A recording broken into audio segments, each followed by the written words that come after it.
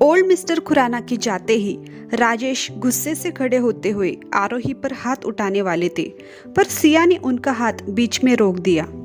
सोचिएगा भी मत, आरोही ने गुस्से से उनका हाथ झटकते हुए कहा। आरोही के ऐसे हाथ झटकने से राजेश जी 2 कदम पीछे हो गए। कामिनी और निशा तो आंख फाड़े आरोही को देख रही थी। ये तो होना ही था, लीना ने आरोही के बागी रूप को देखकर मन में कहा। तेरी इतनी हिम्मत जो तू हमारे खिलाफ जाए, कामिनी ने आरोही पर हाथ उठाते हुए कहा। आरोही ने उनका हाथ पकड़ बीच में रोक दिया और बेहद गुस्से में कहा, मैंने माँ क्या कह दिया, खुद को मेरी माँ समझने लग गई क्या? कहते हुए उसने उसे खुद से दूर धकेल दिया। माँ! निशा कामिनी को गिरते देख चिल्लाई।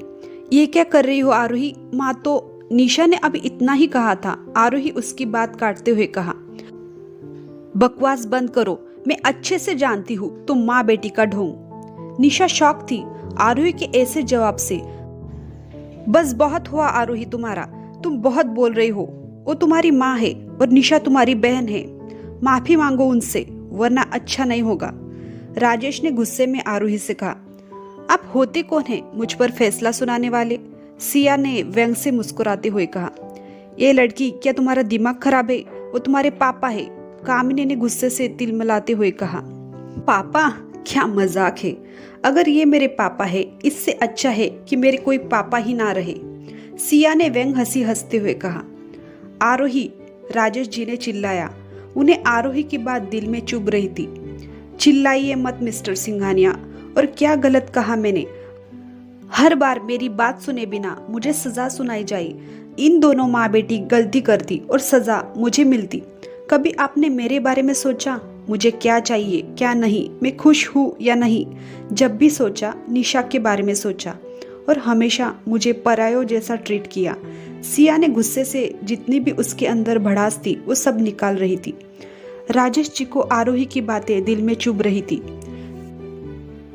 कामिनी ने राजेश जी को चुप देखा तो जल्दी से कहा, अगर इतनी ही प्रॉब्लम है अपनी पापा से और हम लोगों से, तो क्यों यहाँ रहती हो? चली जाओ, क्योंकि जिस घर में तुम रह रही हो वो तुम्हारे पापा का है।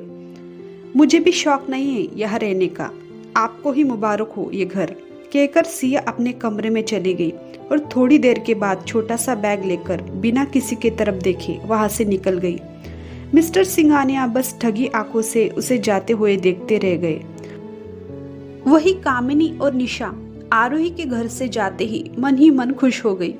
आखिर उनके रास्ते का कांटा जो बीच से हट गया, वो कितने सालों से हटाना चाहती थी, जो आज खुद ब खुद हट गया। इधर सिंघानिया हाउस से बाहर आते ही आरोही ने एक लंबी सांस ली और टैक्सी लेकर अपनी मंजिल की तरफ चल दी।